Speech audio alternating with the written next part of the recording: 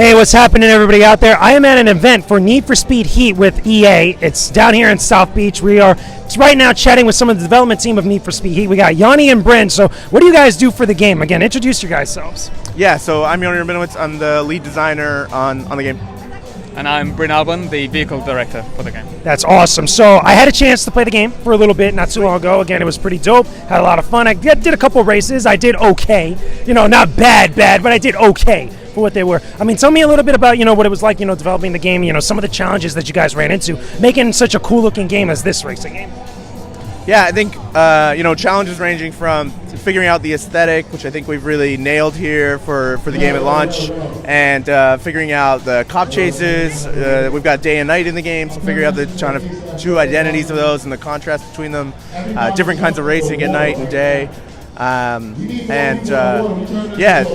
Customization, introducing playable characters, getting the story right in the game. It's been a lot of challenges. For sure. That's awesome. What about you, Brent? I mean, what was the most challenging thing for you, being part of the team and, making the game? So for me, I think it's a case of, we've got a rich 25-year history for Need for Speed and trying to kind of cater for all the fans that we've got. We've got millions of people out there who have played Need for Speed in the past and have got their own kind of take on what Need for Speed should be. So it's trying to kind of capture everything for everybody in one game at one time.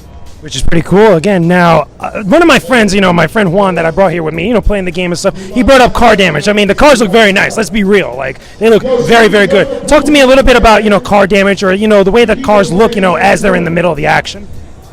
Sure. So in Heat, one thing we have in this game that we haven't had in some of the previous games is health. So the player's car has health and can be killed by combat or crashing. So the visual damage of the car, the scratches, the dents, or worse, that's connected to the health of the player's car. But maybe Bryn can talk more about the damage. Yeah, and what we kind of pride ourselves is giving the player that self-expression. So we try to kind of balance self-expression against the mechanics of the health in the game. So we try not to go too far with the damage, but we want to make sure that it kind of signifies where you're at with your gameplay at the same time.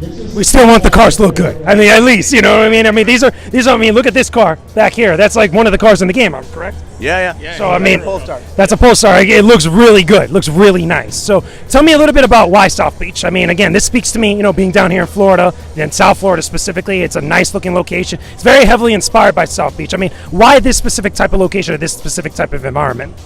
Yeah, so Heat takes place in a fictionalized world based and inspired by Miami for the main inspiration for the main city, and also the kind of entire southeastern U.S.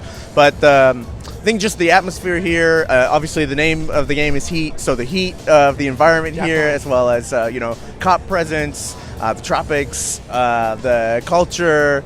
There's so much great stuff here, and getting that into the game was really inspirational. There's such amazing street art here, in Miami in general, and there's references to a lot of different areas of the city and the kind of surrounding countryside. Yeah, and it's a very rich and diverse place, right? Down to the car culture here as well. I mean, just looking around here right now at the cars that we've got on display, there's so many different cars that we can kind of tap into and bring that culture to the players in Need for Speed Heat. So with that being said, I mean, what is one thing that you guys feel like, is the one thing that people are really going to gravitate towards with this game? Like, what's the one thing that you want people to get really excited about?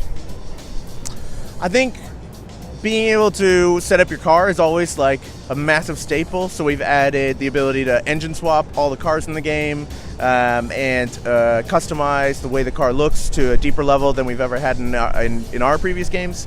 And we've added character customization. So really the self-expression and being able to have that person that you're playing as in the game represent you is really amazing for us.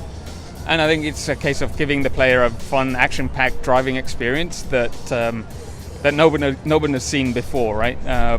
We've got a lot of things that go on at any given point in the game, and we love to give that to the player so that they're just kind of engrossed in the action at any point.